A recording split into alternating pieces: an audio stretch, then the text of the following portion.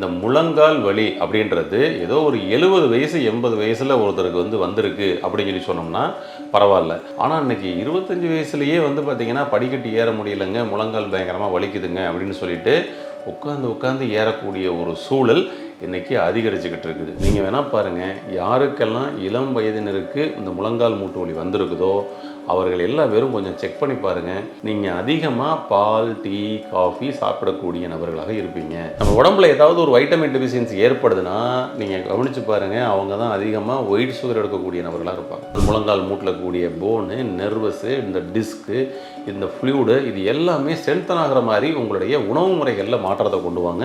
நீங்கள் முழங்கால் மூட்டு வலியிலிருந்து தப்பிச்சுக்கலாம். என்ன பண்ணுங்க அப்படின்னு சொல்லி சொன்னோம்னா அதுக்கு ரொம்ப ஈஸியான ஒரு சில சொல்யூஷன் சொல்கிறேன். ரொம்ப ஈஸியாக நீங்கள் இது பண்ணலாம். ஃபஸ்ட்டு விஷயம்,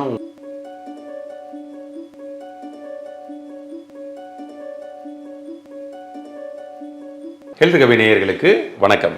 இன்றைக்கி நம்ம என்ன பார்க்க போகிறோம் அப்படின்னு சொல்லி சொன்னோம்னா முழங்கால் வலி. இந்த முழங்கால் வலி அப்படின்றது ஏதோ ஒரு 70 வயசு 80 வயசில் ஒருத்தருக்கு வந்திருக்கு அப்படின்னு சொல்லி சொன்னோம்னா பரவாயில்ல. ஆனால் இன்றைக்கி 25 வயசுலேயே பார்த்திங்கன்னா படிக்கட்டு ஏற முடியலைங்க, முழங்கால் பயங்கரமாக வலிக்குதுங்க அப்படின்னு சொல்லிட்டு உட்காந்து ஏறக்கூடிய ஒரு சூழல் இன்றைக்கி அதிகரிச்சுக்கிட்டு இருக்குது. அதாவது இளைஞர்களுக்கே இப்பொழுது மூட்டு வலி வருதுன்னா அப்போ அதற்கான காரணம் தான் என்ன? ஏன் இன்னைக்கு வயதானவங்க அனுபவிக்கக்கூடிய ஒரு பிரச்சனையை இளம் வயதினரே அனுபவிக்கக்கூடிய ஒரு சூழல் வந்திருக்குது அப்படின்றத பற்றி இப்போ பார்க்க போகிறோம். பொதுவாக பார்த்திங்கன்னா இதற்கு ஃபஸ்ட்டு இங்கே தான் உணவு முறை பிரச்சனை அப்படின்றத நம்ம சொல்கிறாங்க. அந்த உணவு முறை சம்பந்தப்பட்ட பிரச்சனைகளில் இந்த முழங்கால் மூட்டு வலி வருவதற்கு வாய்ப்பு இருக்குது ஒரு விஷயம். இதே போல் அவங்களுடைய லைஃப் ஸ்டைல் ஆக்டிவிட்டீஸ்லையும் வருவதற்கு வாய்ப்பு இருக்குது. உணவு முறைகளில் பார்த்திங்கன்னா பெரும்பாலும் நம்ம பார்த்திங்கன்னா ஒரே மாதிரியான உணவுகள் தான் நம்ம எடுத்துக்கிட்டு இருக்கிறோம். நம்ம உடம்புல ஒவ்வொரு வகையான தாதுக்களும் நமக்கு தேவை. ஆனால் ஒரே வகையான தாதுக்களை மட்டும்தான் நம்ம கொடுத்துக்கிட்டு இருக்கோம். அதற்காக தான் நமக்கு பார்த்திங்கன்னா நிறைய நம்மளுடைய உணவு முறைகளை மாற்றுங்க, ஆல்டர்னேட்டிவ் ஃபுட்டுக்கு போங்க, ஒரே ஃபுட்டில் இருக்காதீங்க அப்படின்றது சொல்கிறோம். அதாவது 3 வேளையும் அரிசி உணவுகளே சாப்பிட்டு கொண்டிருக்கக்கூடிய நபரா, அப்போ நீங்கள் மாற்று உணவுக்கு போங்க அப்படின்றோம். அதுபோல் பால் உணவுகள், ஜீனி உணவுகள், இதெல்லாம் நீங்கள் முடிஞ்ச வரை தவிர்த்துருங்க அப்படின்றோம். பால் உணவுகளும் ஜீனி உணவுகளும் தான் உங்களுக்கு இந்த முழங்கால் மூட்டு வலி 25 வயதிலேயே வருவதற்கான வாய்ப்புகளை உருவாக்குது. நீங்கள் வேணா பாருங்க, யாருக்கெல்லாம் இளம் வயதினருக்கு இந்த முழங்கால் மூட்டு வலி வந்திருக்குதோ அவர்கள் எல்லா பேரும் கொஞ்சம் செக் பண்ணி பாருங்க. நீங்கள் அதிகமாக பால், டீ, காஃபி சாப்பிடக்கூடிய நபர்களாக இருப்பீங்க. அதுபோல் ஒயிட் சுகர் அதிகமாக எடுத்துக்கொள்ளக்கூடிய நபர்களாக நீங்கள் இருப்பீங்க.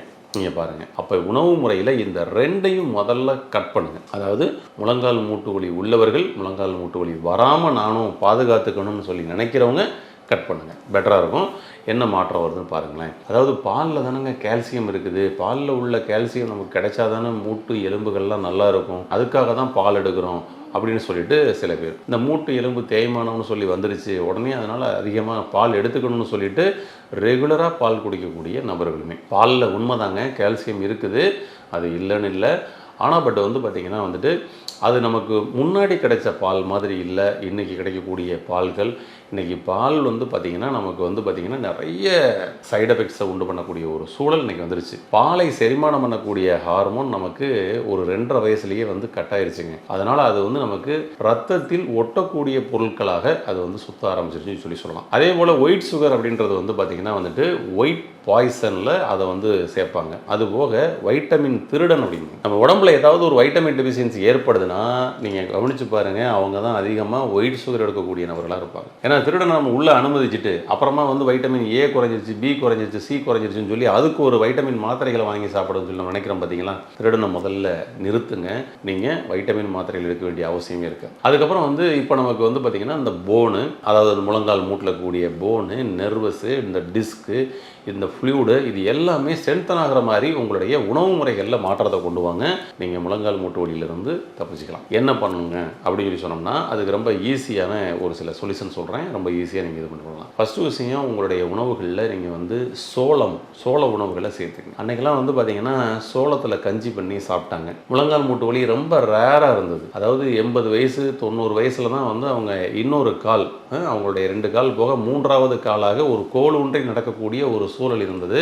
ஆனால் இன்னைக்கு நம்ம ஒவ்வொரு முறையும் வந்து படியேறும் பொழுது 3வதா ஒரு காலை பிடிச்சிக்கிட்டு ஏறுற மாதிரி ஒரு சூழல் தான் இன்னைக்கு 25-30 வயசுலேயே கூட வந்துகிட்டு இருக்குது அப்படின்னு சொல்லி சொல்லலாம். ஓகேங்களா? ஆமாம், படியேறும் பொழுது கூட நம்ம கையை விட்டுட்டு ஏற முடியல, அங்கே கைப்பிடியை பிடிச்சு ஏறுற மாதிரி ஒரு சூழலை தான் வந்திருக்கோம். ஓகே, அப்புறம் இந்த 3வது தடியை நம்ம வந்து வயதானவர்களே கூட விடணும் அப்படின்னு சொல்லி சொன்னோம்னா அதற்கு சோளம், உங்களுக்கு கால்சியம் அதிகமாக இருக்குது. கேப்பை, கேழ்விறகு, உங்களுக்கு கால்சியம் அதிகமாக இருக்குது. பாலை விட 7 மடங்கு கால்சியம் சத்து அதிகமாக உள்ளது கேப்பை, கேழ்விறகு. அதை நீங்கள் உங்களுடைய உணவில் சேர்த்துக்குங்க, அது ரொம்ப பெஸ்ட்டாக இருக்கும். அப்போ உங்களுடைய உணவு முறைகளில் இந்த மாற்றத்தை கொண்டு வந்தீங்கனாலே உங்களுடைய முழங்கால் வலி வராமல் தடுக்கலாம். வந்திருந்தாலும் அதை நல்லா ஸ்ட்ரென்தன் பண்ணி போகலாம். வலி தாங்க முடியலைங்க, இதுக்கு உடனடியாக வலியும் சரியாகிற மாதிரி ஏதாவது சொல்யூஷன் கிடைக்குமா அப்படின்னு சொல்லி சொன்னோம்னா நிச்சயமாக கொடுக்கலாம். என்ன அப்படின்னா ரொம்ப ஈஸியான ஒரு விஷயம். இதுவும் நம்மளுடைய முன்னோர்கள் பயன்படுத்திய சில விஷயங்கள் தான். அதாவது வெற்றிலை வந்து ஒரு வெற்றிலை எடுத்துக்கோங்க. இந்த ஒரு வெற்றிலையை எடுத்துகிட்டு ஒரு சின்ன சின்ன பீஸாக அந்த வெற்றிலையை வந்து கட் பண்ணிக்கோங்க. ஓகேங்களா? அதுமாதிரி கட் பண்ணிக்கோங்க. கட் பண்ணிவிட்டு ஒரு 250 ml ஒரு தண்ணி, அதாவது ஒரு 1/4 லிட்டர் தண்ணி அப்படி வச்சுக்கங்களேன். அதில் வந்து பார்த்திங்கன்னா அந்த வெற்றிலையை போட்டுருங்க. போட்டுட்டு ஒரு ஸ்பூன் வந்து வெந்தயம் அதில் சேர்த்துக்குங்க.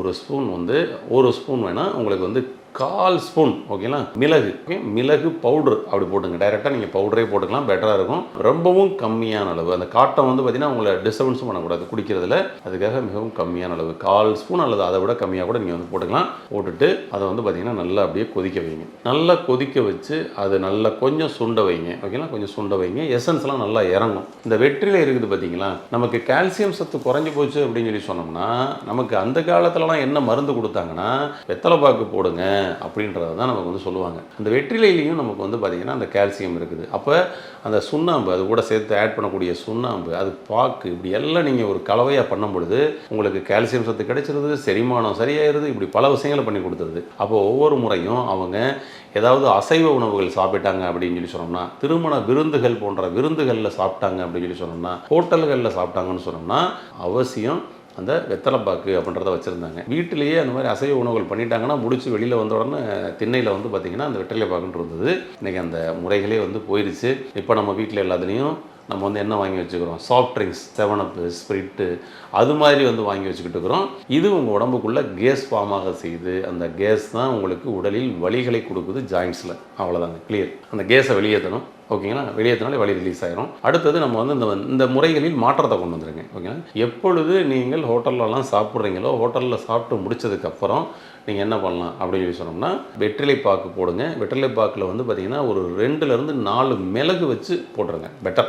வெற்றிலையோடு நீங்கள் மிளகு சேர்த்து சாப்பிடும் பொழுது என்ன அப்படின்னு சொல்லி சொன்னோம்னா விஷத்தை முறிச்சிரும்பாங்க. நம்ம சாப்பாட்டில் ஏதாவது பாய்சன் இருக்குது, இது வந்து ஃபுட் பாய்சன் ஆயிடுச்சுன்னு நீங்கள் பின்னாடி தெரிஞ்சுக்கிட்டு அதுக்கு சொல்யூஷன் போகிறதுக்கு ஃபுட் பாய்சனே ஆகாமல் இருக்கணும் அப்படின்னு சொல்லி சொன்னோம்னா நீங்கள் அந்த மாதிரி எடுத்துக்கங்க, அது கொஞ்சம் பெட்டர். இப்போ முடிச்சுட்டு வந்தோம்னா வெளியில் வந்து நம்ம வந்து ஸ்வீட் பீடா அப்படின்னு சொல்லிட்டு ஸ்வீட் பீடா சாப்பிடக்கூடிய ஒரு சூழல் தான் இருக்குது. ஆனால் பட் வந்து சாப்பிட்டு முடிச்சதுக்கப்புறம் ஒரு துவர்ப்பு தன்மையை ஏற்படுத்துகிற மாதிரி வந்து பார்த்திங்கன்னா வெற்றிலை பாக்கு நம்ம சாப்பிட்றது மிகவும் நல்லது. இனிப்பு தன்மையை ஏற்படுத்தாமல், இனிப்பு சாப்பிடுவதற்கு முன்னாடி நம்ம எடுத்துக்கக்கூடிய ஒரு விஷயம், சாப்பிட்டு முடிஞ்ச பிறகு நம்ம எடுத்துக்கக்கூடிய ஒரு சுவை அப்படின்னா அது வந்து துவர்ப்பு சுவை. வெற்றிலை பாக்கில் அந்த துவர்ப்பு சுவை கிடைக்கும், செரிமானம் கிடைக்கும். அப்போ வெற்றிலை ப்ளஸ் மிளகு என்ன பண்ணும், அதாவது பகைவன் வீட்டில் கூட சாப்பிடலாமா, 10 மிளகு இருந்தால் பகைவன் வீட்டிலும் உண்ணலாம் அப்படின்னு. அதை அந்த காம்பினேஷனில் சேர்த்து பாருங்களேன், ரொம்ப சூப்பராக இருக்கும். வெற்றிலை, மிளகு, வெந்தயம், ஒரு 1/4 லிட்டர் தண்ணி நல்லா கொதிக்க வைங்க, பாயில் பண்ணுங்கள். எசன்ஸ் நல்லா இறங்கணுன்னு எடுத்துகிட்டு வடிகட்டிட்டு அந்த தண்ணியை மட்டும் சாப்பிடுங்க. எப்போங்க சாப்பிடணும்,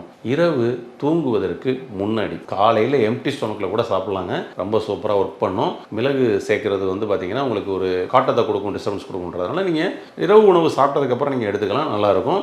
மார்னிங் எம்டி ஸ்டொமக்லையும் எடுத்தீங்கன்னா இன்னும் சூப்பர் தான். உங்களுடைய முழங்கால் மூட்டு வலி மட்டுமல்ல, ஒவ்வொரு மூட்டுகள்லையும் ஜாயின்ஸில் தேங்கி இருக்கக்கூடிய ஆர்த்தரைட்டிஸ் சொல்லுவோம்ல, அந்த ஜாயின்ஸில் தேங்கி இருக்கக்கூடிய தேக்கம், வலி, இவைகளை சூப்பராக சரி செய்யக்கூடிய ஒரு அற்புதமான ஒரு சொல்யூஷன். இந்த டிப்ஸை பயன்படுத்துங்க, உங்களுடைய ஜாயிண்ட் பெயின்லேருந்து வெளியே வாருங்க.